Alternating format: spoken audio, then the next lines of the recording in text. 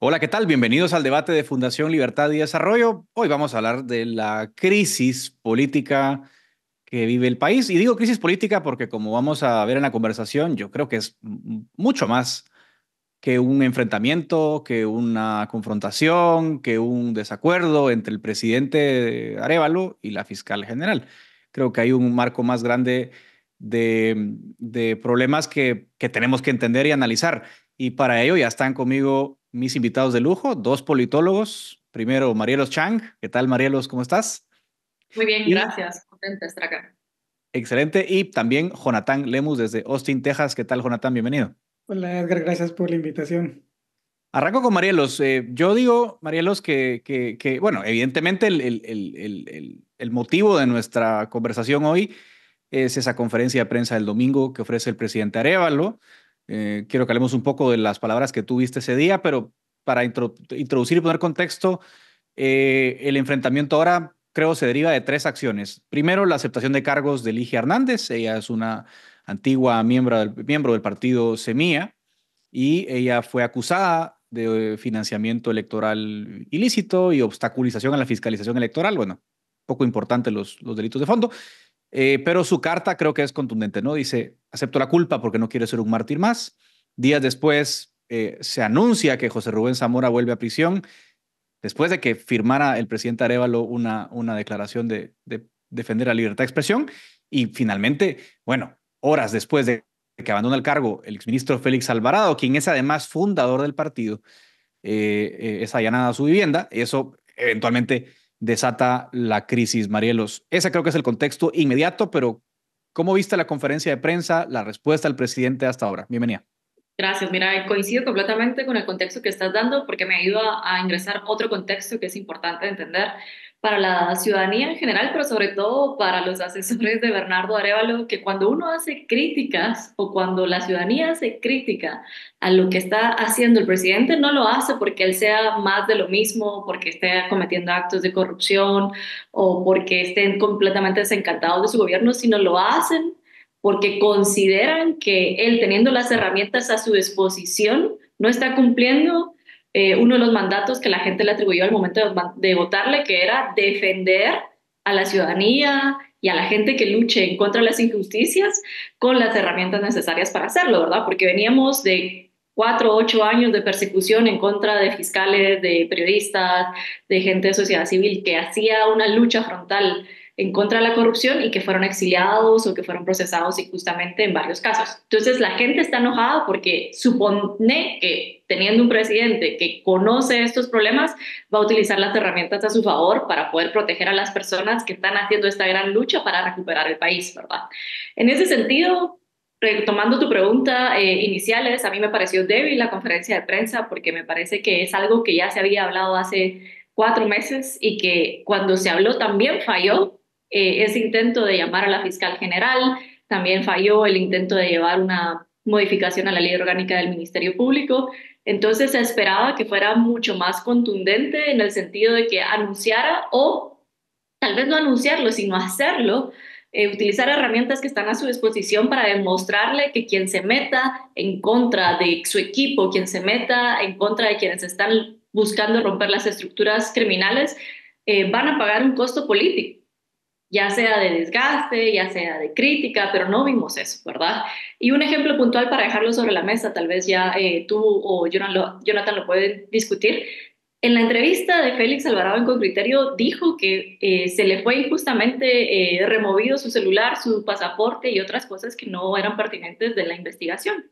Y lo que yo hubiera esperado como mínimo es de que el presidente hubiera mandado a su abogado o al abogado del Estado a asegurarse que esos procesos se estén haciendo de la mejor manera, sin obstruir a la justicia, pero sí garantizarle los derechos a Félix para que no sea injustamente procesado o quitado sus pertenencias que no correspondían. Jonathan, vamos a ver, yo decía en la introducción, para mí esto es más grande que un rifirrafe entre fiscal y presidente. Yo creo que la agenda de revertir elecciones y de someter al país hacia lo que iba en 2023 es lo que está vivo.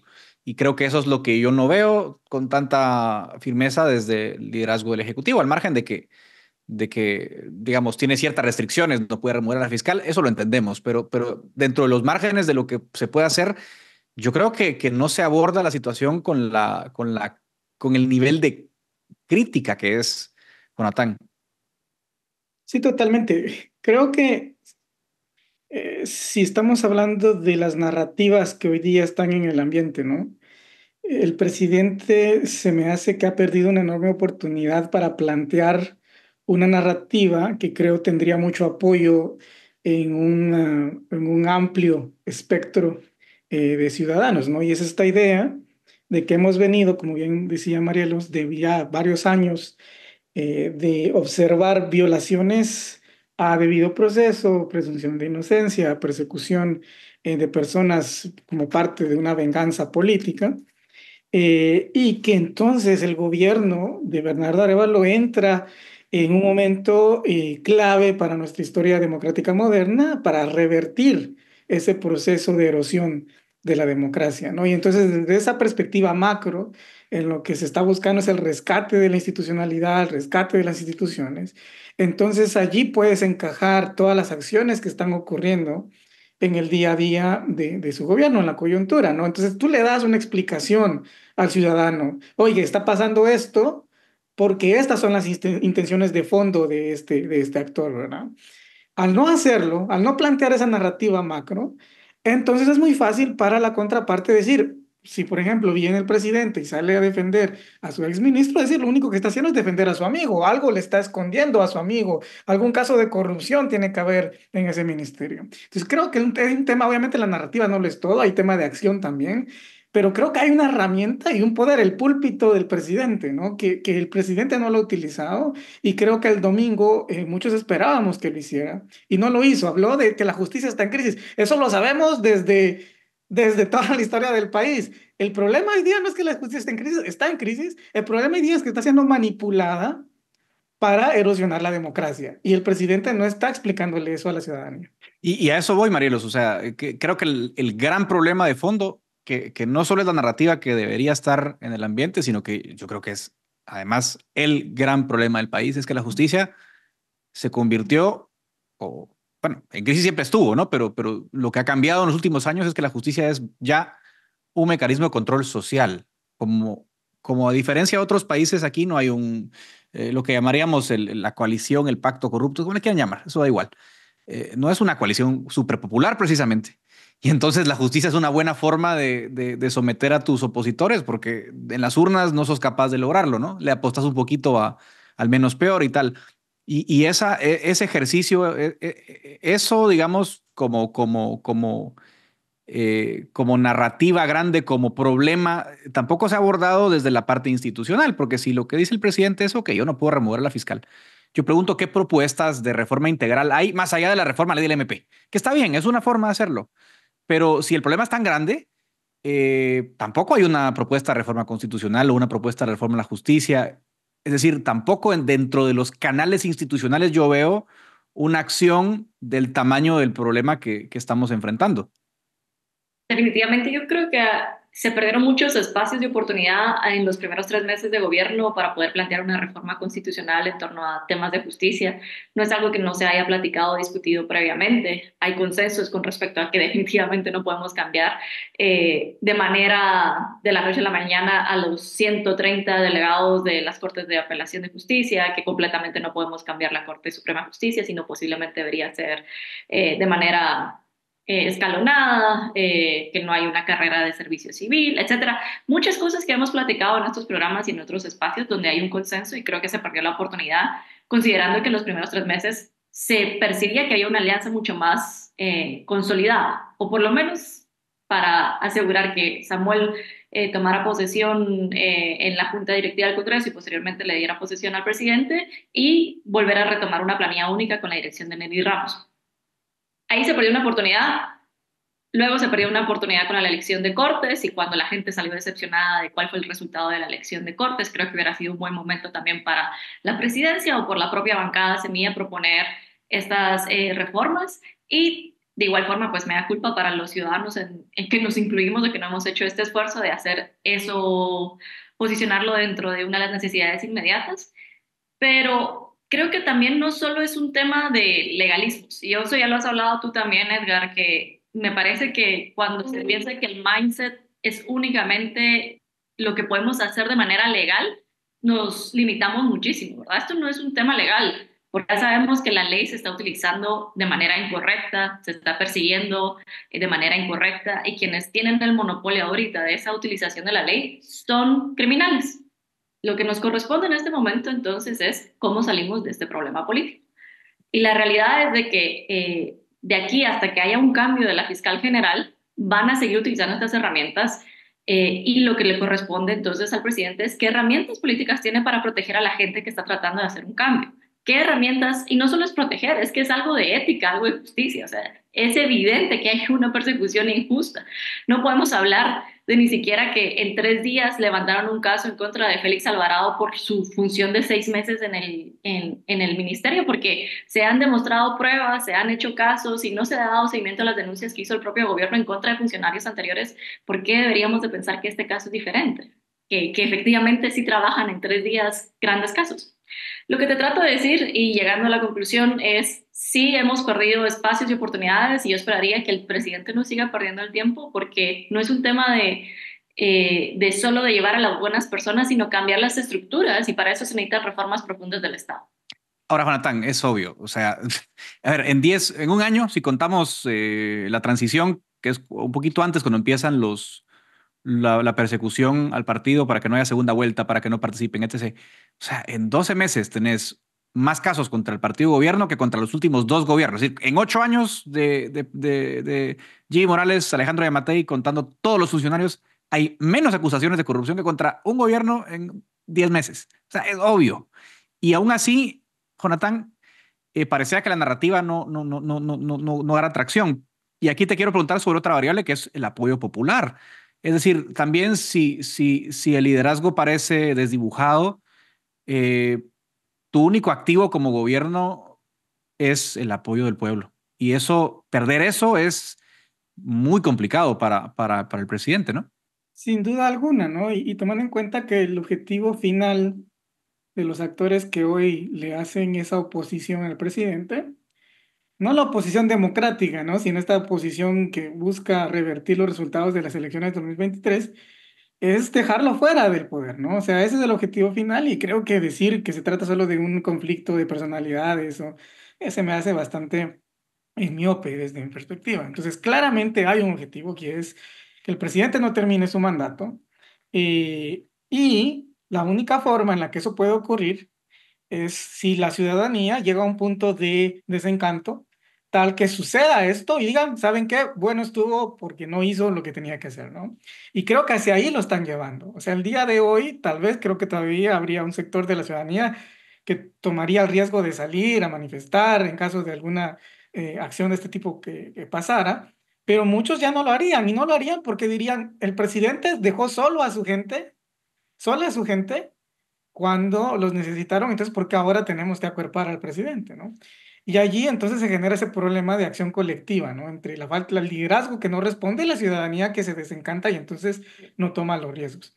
Es una situación complicada, pero allí es donde he querido manifestar el punto de que el presidente, creo, en su estrategia se ha enfocado demasiado en las élites, tanto afuera, con sus viajes, que ahora ya no los ha hecho tanto, pero en su momento los hizo, como adentro, ¿no? Buscando hacer pactos, sea con el Congreso, algunos hablaban de cortes balanceadas, que tenían unos cuantos magistrados, he visto algunas señales ahí con élites económicas también para tratar de mantenerlos de su lado, pero yo considero honestamente que para que este presidente pueda sobrevivir políticamente y para que pueda haber un proyecto de nación que pueda, digamos, consolidarse en el tiempo, se tiene que acercar a la gente, ¿no? Tiene que hacer una base con la gente. Y eso el día de hoy tampoco lo estamos viendo. Creo que el partido Semilla en el Congreso intenta, pero también sigue siendo una visión muy urbana, muy hasta cierto punto elitista, ¿verdad? De la política. Y creo que ahí también se está perdiendo una oportunidad. Hay un clamor popular, y por popular me refiero de la gente que está sufriendo, que sufre de las consecuencias de la ingobernabilidad del país, que sufre de las consecuencias de que no haya políticas, ¿verdad? Que lleguen y que afecten concretamente su vida. Y esa gente creo yo que hoy día es la que Bernardo Arévalo y su partido podrían alcanzar. De acuerdo, Jonathan. Ahora, Marielos, dicho eso, está bastante claro que el plazo fatal o digamos, la fecha más importante en el calendario de la agenda antidemocrática, ¿sí? Porque la oposición democrática bueno, está bien, es legítimo, es su trabajo, está bien, es sano, es normal, es legítimo. Pero la agenda antidemocrática sabe que tiene una fecha marcada en el calendario, es mayo 2026. ¿Por qué? Hay cambio fiscal general, hay cambio de corte constitucional. Bajo la lectura de esta agenda, si Arévalo sigue en el poder, tienen un problema. Y obviamente los pasos van a que él ya no esté en el cargo para entonces sí mantener una fiscalía afín a sus intereses, una corte afín a sus intereses. Y eso nos lleva al sentido de urgencia, ¿no? ¿Qué pasos crees que deberían tomarse en el corto plazo para reaccionar? Porque yo no veo reacción todavía hacia eso. Lo que quisiera hacer una pequeña acotación. Están los dos escenarios. El escenario en donde efectivamente hay un rompimiento constitucional y sería un golpe de Estado si Bernardo Arévalo ya no continúa para el 2026. Y la otra, que creo que es la estrategia que ha predominado en los años democráticos de Guatemala, que es la estrategia lenta, el desgaste continuo, algo que es imperceptible a simple vista, que es que la gente pierda la fe o la esperanza de que Guatemala puede cambiar. Para mí eso es lo más peligroso y creo que hay una estrategia por parte de la oposición antidemocrática de trasladarle a la gente la idea de que Guatemala no puede cambiar y de que todos los quienes participen en política son exactamente lo mismo, ¿verdad? Esa es su gran estrategia, malévola, decir todos igual, son igual de corruptos que yo, ¿verdad? Entonces sí hay que dejar claro que eso es lo que estamos percibiendo de esta oposición antidemocrática, que puede hacerlo de manera abrupta, que es el rompimiento constitucional, o de manera despacio, que es lo que hemos visto que ha sucedido en estos últimos meses con el descenso de la popularidad que ha tenido el presidente Bernardo Arévalo y que coincide también con esta idea de que Guatemala no puede cambiar. Cosas Sí. inmediatas que tiene que hacer el presidente para poder recuperarlo es, primero, tener una estrategia, ¿verdad? Que suena ridículo que a estas alturas estemos hablando de estrategias, pero si es imperceptible o es demasiado buena, pero no estamos viendo resultados de esa estrategia, o simplemente hay una ausencia completa de una estrategia comunicacional y política para poder demostrar que el presidente tiene poder, ¿verdad? No olvidemos que dentro de la ciencia política, y que me corrija el doctor, el poder es un constructo social, ¿verdad? Y para que tú tengas la posibilidad de que la gente perciba que existe un poder, tenés que construirlo constantemente y sobre todo que quienes se vayan en contra de tu poder sufran un costo político. Hasta la fecha no hay un costo político que asuma los políticos que están yéndose en contra de Bernardo Arévalo, haciendo referencia específicamente con los antidemocráticos, ¿verdad? Entonces, me parece que primero sería definir una estrategia. Segundo, como bien dice Jonathan, no es un tema de ciudad, no es un tema de urbanismo, es un tema de que también los ministros hagan énfasis en que están demostrando tener resultados a pesar de la persecución continua de una fiscal que lo que quiere es evitar que se rompan por completo las estructuras criminales que han dominado desde la creación de la democracia en Guatemala. Jonathan, tenemos un minuto. ¿Alguna cosa que quieras agregar? Creo que es importante demostrar liderazgo y creo que el presidente tiene que estar más presente en los medios, con la gente, tiene que salir más a territorio, tiene que caminar las calles, tiene que conectar con la ciudadanía y tiene que generar esa conexión y esa lealtad del ciudadano, ¿no? Recordemos, por ejemplo, en su momento Álvaro Arzú, cuando tuvo que lo perseguía la CICIG, sale a la plaza ahí enfrente de la municipalidad y trae a la gente, ¿no? De los mercados, a su gente de toda la vida, a los que él les fue leal a ellos y ellos a él. El presidente hoy día no tiene eso, ¿verdad? Incluso yo te diría, creo que su bancada, con todo y que dicen estamos con el presidente, no estoy tan seguro de que ese sea el caso, al menos en su totalidad. Entonces, el presidente tiene que construir esa base electoral. Toma tiempo, sí. Tenía que haberlo hecho desde enero también, pero es mejor empezar tarde que no hacerlo nunca, ¿no? Entonces, yo creo que sí hay una oportunidad todavía para poder hacerlo, pero bueno, ya con los cambios a nivel internacional, una nueva administración en Estados Unidos y demás, creo que el tiempo se hace corto.